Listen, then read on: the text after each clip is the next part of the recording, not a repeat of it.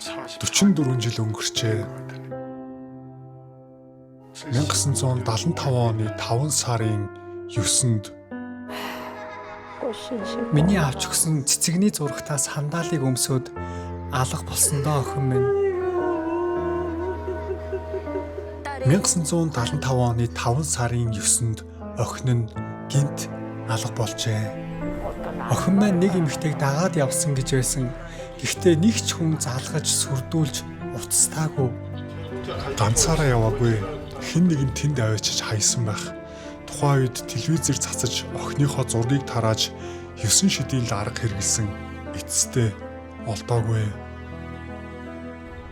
Гэхдээ хаа нэгтэй газар амь ирсэн бол ядаж тэрийг нь болтгоо мэдчих юмсан гэж маш удаан хүлээсэн. Ор сургаггүй алга болсон охин энэ өдрөөс хойш 44 жил өнгөрчээ. Миний охин хаана байгаа юм бэ? Хаана юу хийж яаж зовж шаналж яваа бол 44 жилийн турш нулимс туслуулж охиноо хүлээсэн ээж.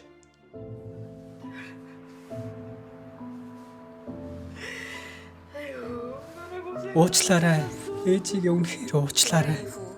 Ээжийнхэн зүрх сэтгэл өдөр болгон охиноо бодож шимширдэг гин.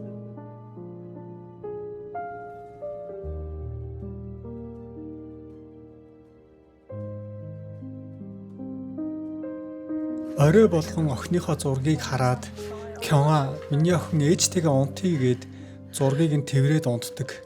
Өдөр болгон тэврээд унтдаг байсан.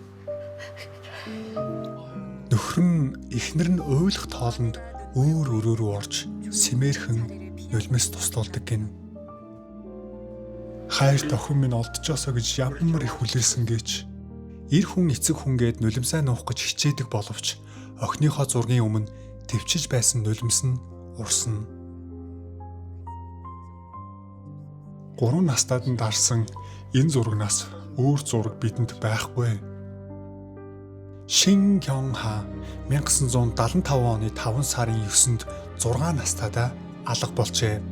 44 жилийн турш охиноо хайсан эцэг их хизээ нэг охинтойгоо уулзаж сэтгэл санаагаа амраах юм бол энэ газарч танихын аргагүй өөрчлөгдөжээ.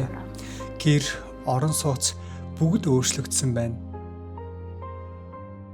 Бүх зүйл өөрчлөгдсөн ч гэсэн ээж нь охиноо хайж энэ газар иржээ. Амьдралынхаа туршид толгооноос нь салдаггүй тэр өдрийн дурсамж. Хашааны үүдэн суучгсан тоглож байсан. Би тухайн үед чи ээжтэйгээ хамт зах явахгүй мүү гэсэн явахгүй гэж хариулсан. Тэгэд найзуудтайгаа тоглоод үлдсэн. Би харин зах явсан. Тэр өдөр л охиноо дагуулад зах явахгүй явдаа гэж ямар их харамсдаг гэж. Ээж нь захаас хоол хүнсээ цуглуулад 2 цагийн дараа гэртээ буцаад иржээ. Тэр хооронд найзуудтайгаа тоглож байгээд үлдсэн Кёнга охин алга болжээ. Би найзуудаас нь Кёнга хайчсан бэ гэд асуусан. Эмээг их рүүгээ явсан гэж надад хариулсан. Тэр өдрөөс хойш ээж нь охиноо нэг ч удаа харж чадаагүй. Эндээс эмээгийнх нь гэр нь ойрхон байсан. 1 км-ийн зай орчимд л байсан. Эмээгийнх нь гэр ойрхон байсан учраас ойрхон эмээ дээр очдог байжээ. Охин нь алга болсноос хойш хэдэн мянган удаа алхаж явсан энэ зам.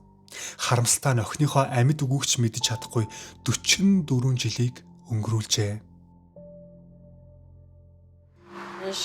Би охиндоо шинээр цэцэгтэй сандаал авч өгсөн. Өмсөд 2-3 хонож байсан байх. Тэр цэцэгтэй сандаал толгооноос минь оогт гардаггүй. Кёнга цэцгэнд маш дуртай. Явж байгаад гой цэцэг харагдвал заавал сууж үнэртэж тоглодог байжээ. Ээж нь цэцэгтэй сандаал авч өгсөн тэр өдөр өөртөө тэврээд унтсан гин. Гэтэл охиндоо өгсөн сүүлчийн бэлэг болно гэж ээж нь даанч мэдсэнгүй. Охины минь алга болсон газраас цагдаагийн хэлтс нэлээд хол байсан. Би өглөө босоод л цагдаагийн хэлтс рүү явдаг ажилтай болсон. 6 сартаа хүүхдээ үрээд нэгийг нь хөтлөөд өглөө болгон цагдаагийн хэлтс дээр очиж охин маань олдсон уу гэж хүлээж асуудаг. Цагдаагийн хэлтсийн үүдэн дээр хүлээгээ сууж байхдаа багыгаа хөхүүлээд нөгөөх нь хөл дээр дэрлээд унтдаг байж билээ. Асрамжийн газар хүүхэд хамгаалах төв, галзуугийн имлэг, ойрхон арал гээд очиж үзээгүй газар гэж байхгүй. Охиноо үнэхээр их хайсан. Харамсалтай нь хаанаас ч охиныгоо олж чадсангүй. Охин нь алга болоод 15 жил өнгөрчээ.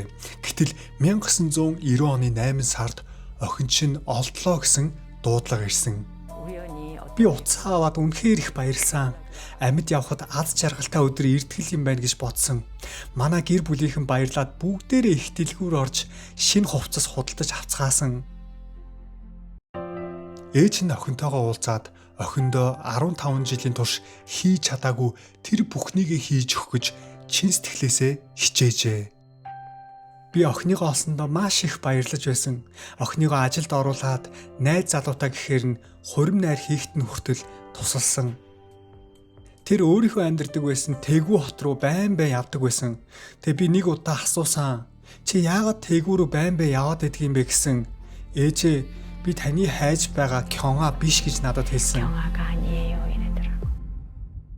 Охинтойгоо уулзаад гэр орон, ажил төрөл, мөнгө төгрөг гээд бүх тал дээр нь тусалжээ.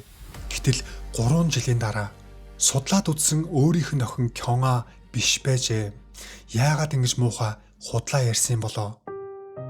Намайг охиноо маш их хайж байгааг мэдээд телевизээр харсан яг тэр мөчтөө энэ хүн миний ээж болвол ямар гоё вэ гэж бодоод над руу залгасан юм бэлээ.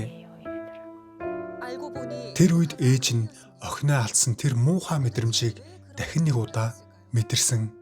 Ядуу зүдүү байхдаа төрүүлсэн охин минь болохоор хийж өгч чадаагүй зүйлс минь байнга толгойд бодогддог.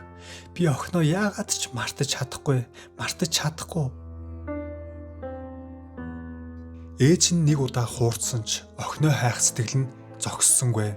Дахиад л охиноо хайж зургийг нь энд тэнд нааж явлаа. Он жилүүд өнгөрөн оцсоор нэг мэтгэд 2017 он болсон байлаа.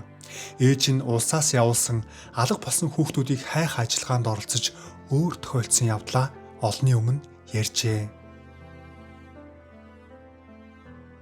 Би хүүхдээ алдсан их хүн байна. Өнөөдрийг хүртэл хайсан боловч олж чадаагүй. 5 настайдаа алга болсон охин маань өнөөдөр 48 хүрсэн.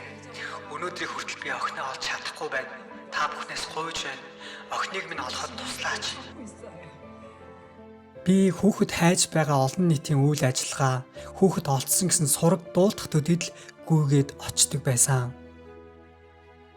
Ээж нь охиноо олохын тулд чадах бүхнээ хийсэн. Гадаад хүнд өргүүлээд харь нутагт амьдарч яваа хүүхдүүдийг нь олж өгдөг байгууллагад ДНХ бүртгүүлж 40 гаруй нас хүрсэн охиныхоо төрхийг зурулж гадаадын олон сайтуудаар цацсан байна. Ээж нь охиноо хайгаад 44 жил өнгөрлөө.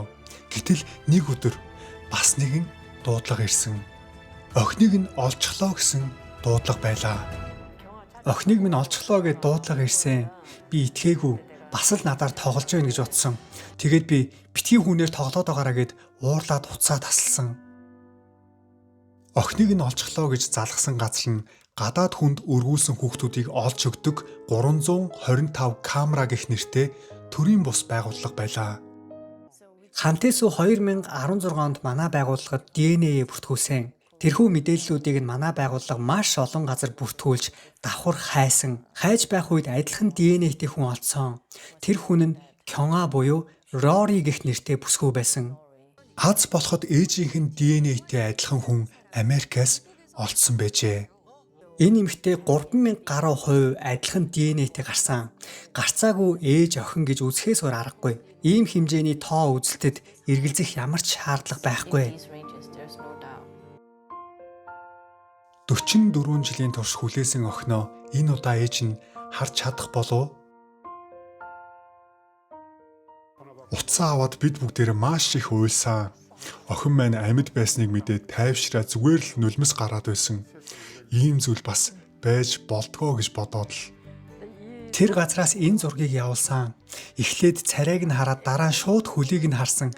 Тэгсэн миний авч өгсөн цэцэгтэй сандалтай байгааг нь хараад ямар их уйлсан гэж. 6 настай алга болсон Кёнга 50 нас хүрчээ. Нөхөр 21 настай охинтойгоо гуруула Америкт амьдарч байжээ. Төрсөн охин нь мөн байна гэж мэдсэн даруйда ээж нь охин руугаа залгажээ. Миний охин яаж яваад наанаа очсон юм бэ? It's okay. It's okay. 엄마가 영어를 잘 못해. Ээж нь харин англиар сайн ярьж чадахгүй. Yeah. Харин ээж сэтгэл хөдлөж ярьж чадахгүй байна. Уйлаад л байна. I know. Тийм ээ, мэдэж байна. Би ч энд уйлсаар л байна.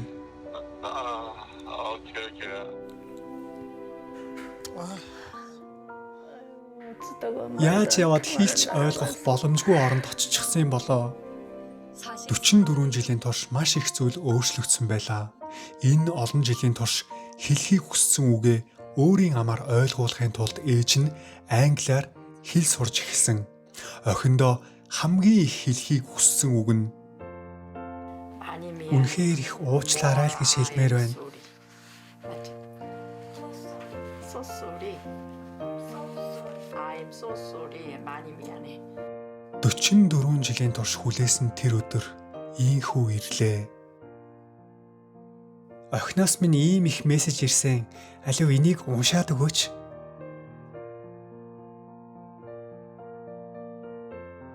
Онгоц үнэхээр тав тухтай байна. Ээжээ удахгүй уулзъя. Би охинтойгоо очиж явна гэж бичсэн байлаа. Өглөө босоод имээ уух ёстой байсан. Хөөрөөд бүр мартаж орхиж. Охинтойгоо уулзна гээд нойрны хүрэхгүй шүнжэнгөө хөрвөөгөөд үүрээр боссон даруйда утсаа хараад имээч уухаа мартаж орхижээ.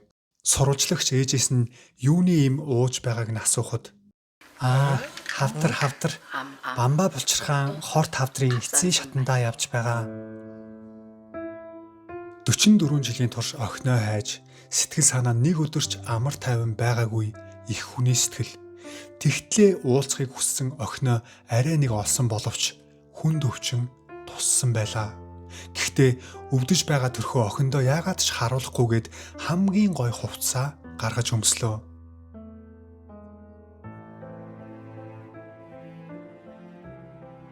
Би охиндоо өвдөж байгаагаа харуулмааргүй байна.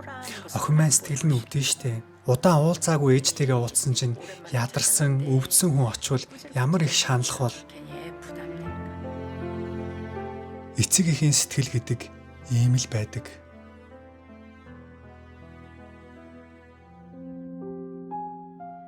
Уруулын бодог түрхээгүй уджээ. Ээж нь толин тараад охиндоо юу гэж хэлэхээ бодож зогслоо. Аав нь ч мөн адил удаан зогсоогүй толны өмнө очиж зогссон байлаа. Охин маань ямар хүн болсон бол хурдан уулзаж хармаар байна. Манай аав иймэрхүү хүн байдаг байх гээд насаараа л төсөөлж бодож амьдрсан байх. Яаж амьдрсан нь шууд л нүдэнд харагдчихээн. Тэр үед Кёа бүсгүйн суусан онгоц 13 цагийн турш тасралтгүй нисэж явлаа. Энэ явж байгаа зам зүүд биш л байгаасаа. Охиноо тосгож яваа ээж нь маш их сандарч сэтгэл санаа нь тайван бус байгаа нь бидэнд анзаарагдаж байлаа. Ээж нь охинтойгоо уулзаачгүй байж нулимс туслуулж явлаа. Онгоцны буудал хаяанд ирж охинтойгоо уулзах хугацаач ойртож байлаа. Охиныхон сууж ирсэн нисэх онгоц газарлаа гэж самбар дээр гарлаа. Эндээс гарч ирэх байхаа.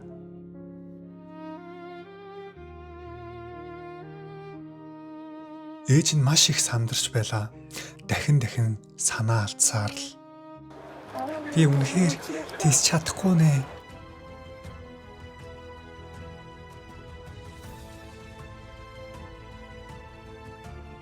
Охин ч мөн адил гарч чадахгүй байн сэтгэлээ тайтгаруулж зогслоо. Энэ олон хүн дундаас ээжигээ хараад таних болов уу?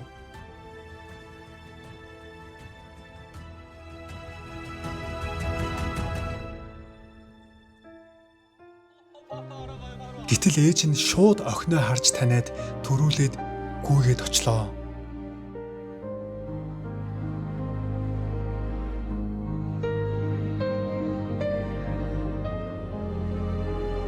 Миний охин Яаж шуухан амьдрсан бэ? Жоохон байсан охин маань ямар том болоо вэ?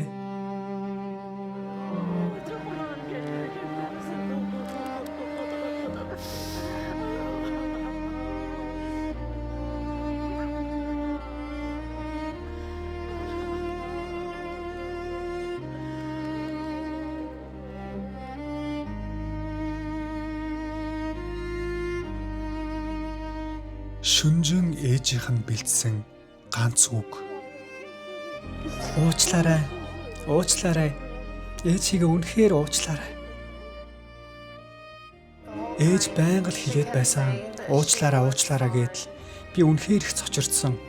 Би мэдээгүй ээж минь намайг энэ олон жилийн турш өгүүлж санаж хайсан гэдгийг. 44 жилийн өмнө 1975 оны 5 сарын 9-нд Кёнга охинд юу тохиолдсон болоо? Одоо л нэг бүх хүннийг мэдэх цаг боллоо. Гал тэрэгний зам дагуу гүйж явхад нь нэг хүн түүнтэй уулзжээ. Тэр эмэгтэй намайг дагуулж яваад гал тэргэнд суусан. Тэгэд эцсийн буудал дээр ирээд намайг хаяад явсан. Тэгсэн намайг нэг цагдаа дагуулад цагдаагийн хэлц рүү явсныг санаж гин. Удалгүй намайг машинд суулгаад нэг асрамжийн газар аваачиж өгсөн. Асрамжийн газар 10 сарыг өнгөрүүлж тэр жилийн 2 сард Америк хүн Кёнга охиныг өргөж аваад хамтдаа Америк явжээ. Надад эхлээд үнэхээр хэцүү байсан. Хизээ гэртээ харих бол гэж байнга боддог байсан. Гэхдээ хинч надад хариулдаггүй.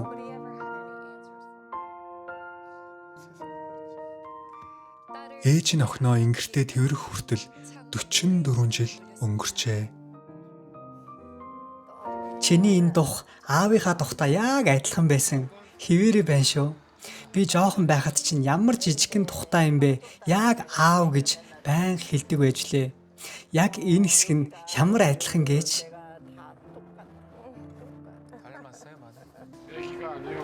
Одоо болно доо. Жоохон хүүхэд биш шүү дээ. 50 гарсан бүсгүй болсон байна. Үгүй ээ. Миний хувьд нялх охин минь л харагдчихээн. Миний нүдэнд 6 настай бэби л харагдчихээн. Чиний нэрийг Шин Кёнга гэдэг. Би жинхэнэ нэрээ мэддэг болсондоо үнэхээр их баярлаж байна. Кёнга өнөөдөр анх удаа өөрийнхөө жинхэнэ нэрийг ээжээсээ сонслоо. Би Америкт очиод хаана амьдардаг байснаа сандаг байсан. Тэгээд гэрийнхээ зургийг байнга зурдаг. Бас эмээгийнх рүүгээ алхдаг байснаа ч маш тод сандаг. Энэ манай эмээгийн гэр. Яг энэ мод хэсгийг өнгөрөөд манай эмээгийнх гарч ирдэг байсан. Энэ хэсэг тэр чигээрээ тарэлэнгийн талбай байсан. Би Солонгосоос Америкт очиод байнга энэ зургийг зурдаг байсан. Давтан зурдаг байсан шалтгаан нь би гэрээ мартна гэхээс үнэхээр их айдаг байсан. Кёнга бүсгүйч мөн адил аав ээжигээ олох гэж маш их хичээжээ. 1998 онд хойд аав ээжтэйгээ Солонгост ирж байсан. Тэгээд намайг олж авсан асрамжийн газар өргүүлж өгсөн захиралтай уулзсан боловч аав ээжийнхээ сургийг дуулж чадаагүй бутсан. Хойд аав ээж минь төрсөн аав ээжтэй минь уулзуулах гэж маш их хичээсэн. Миний зурдаг байсан зураг бүх мэдээллийн дагуу хайсан боловч ээж аав минь олдоогүй. Кёнга охиныг асрамжийн газар авчирсан хүн цагдаа байсан учраас жинхэнэ аав ээж нь хайсан гэж тэмдэглэсэн байжээ. Кёнгач мөн адил аав ээж минь намайг хайсан гэж 44 жилийн турш бодож явжээ. Ээж маань төрсөн аав ээжигээ олох гэж маш их хичээдэг байсан. Гэхдээ олж чадахгүй шаналж байгааг нь хараад сэтгэл их өвддөг байсан. Хайх болгонд олигтой хариуд уулддаггүй. Ямар ч арга байхгүй юм байх та гэж олон удаа зөвхөрсөн. Дөнгөж 5 настай байсан болохоор дурсамжаа сэргээхэд хэцүү байсан байх. Олон жилийн турш бие биенээ хайсан боловч зөрөлдөж явсан цаг хугацаа. Гэхдээ аав ээж нь эцсээ хүртэл найдаж охиноо хайсаар л байсан юм. Аав ээжийн охиноо гэсэн сэтгэлийг бурхан сонссон болтой. Нэг газар цуглаад гэр бүлэрээ хоол идэж сууна. Охиныхоо хамгийн туртай солонгос хоол пүлгүүгийг амтархан эцэцгээж байлаа. Охин нь хичнээн том болсон ч гэсэн ээж нь өөрийн гараар байцаанд мах ороогоод амруунд хийж өгч байлаа. Тэр шөнө Кёнга бүсгүй манай багийнхан тандан нэг зүйлийг хүссэн юм. Тэр ээждээ сэтгэлийнхээ үгийг солонгосоор илэрхийлэхийг хүсжээ. Хайртай аав ээжтэй, намайг хайж олсонд үнэхээр их баярлалаа. Намайг орхилгүй эцсээ хүртэл явж олсонд чин сэтгэлээсээ баярлалаа. Ээж гих үгийгч хэлэх түүний хувьд амаргүй байлаа. Солонгос үгсийгч анх удаа бичиж үзсэн. Нэг үсэг бүх сэтгэлээ шингээж бичиж суугаа Кёнга бүсгүй. Ээжийнхээ ингэрт тэрврүүлээд маш их зүйлийн тухай ярих гэсэн боловч хэл нэвтрэлцэх асуудалтай байлаа. Ээж, энэ манай дүү, энэ манай эгч, аав ээжгээд бид тавуулаа амьдардаг. Бага насаа хэрхэн өнгөрүүлсэн, гэр бүлээрээ яаж амьдарч байгаа бүгдээ орчуулгын аппликейшн ашиглан ээжтэй ярьж өглөө. Ээж, энэ миний цэцэрлэгт байсан зураг. Энэ болохоор 6 дугаар ангид авахулсан зураг. Харин энэ зураг 12 дугаар ангид байхдаа авахулсан зураг. Охины зураг ээжийн зургийг харьцуулаад үзсэн хоорондоо үнэхээр адилхан байлаа. Ээжээ, би танд бэлэг бэлдсэн. Танд зориулж би өөрийнхөө гараар бичсэн. Ээжээ, аава,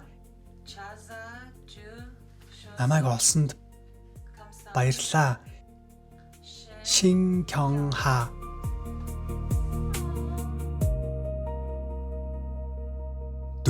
жилийн турш хүлээсэн эцэг эхийн сэтгэл.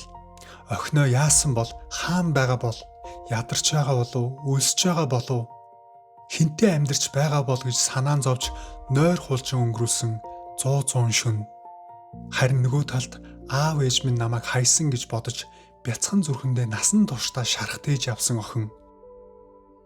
Гэвч үнэн тэс өөр байлаа. Эцэг их нь охиноо хаяагүй. Нэг ч өдөр мартаагүй. Нэг ч өдөр бууж өгөөгүй.